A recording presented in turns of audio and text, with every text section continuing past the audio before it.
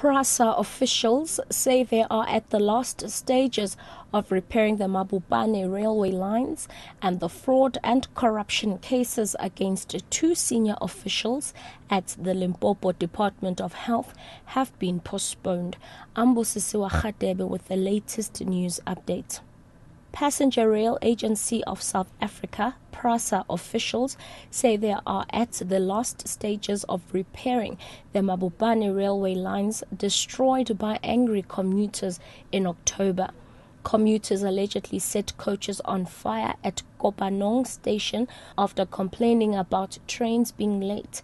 The trains were en route to Mabopane from Kudusport. Several other coaches were also vandalized.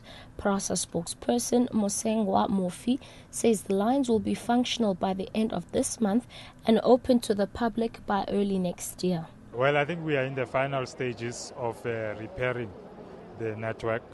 We've got signaling problems there as a result of the burning of the trains. So that is the final part that we are dealing with.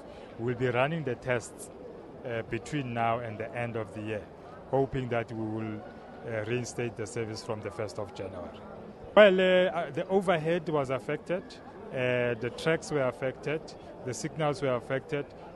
Ladysmith Mayor Vincent Mdlala says the municipality will assist residents affected by recent storms.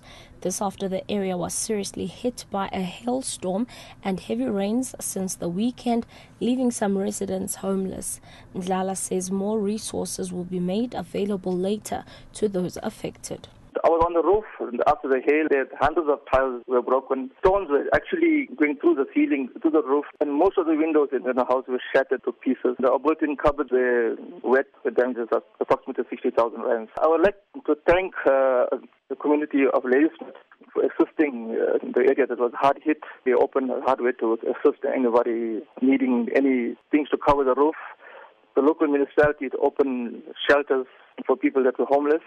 The City of Cape Town says it's in negotiations with the Department of Home Affairs to assist residents of Wallasdean with new ID documents following a fire that destroyed a number of shacks a few days ago. Residents lost all their belongings when the blaze gutted 17 shacks and 3 formal dwellings. At least 50 people were left homeless. Cape Town Disaster Management spokesperson Wilfred Solomons Johannes says there were no injuries.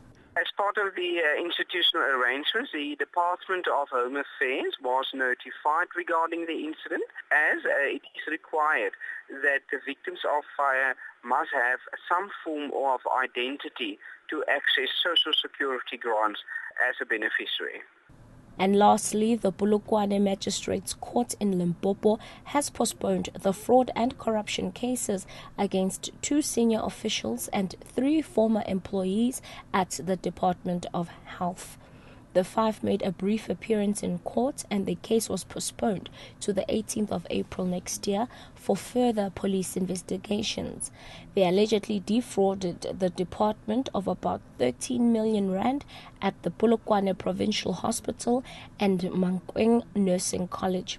Sipho Baloi, Betty Kubai, State Accountant Gordon Monye, Gloria Rampa and Vincent Mojela were arrested in August. They are out on a 20,000 rand bail each.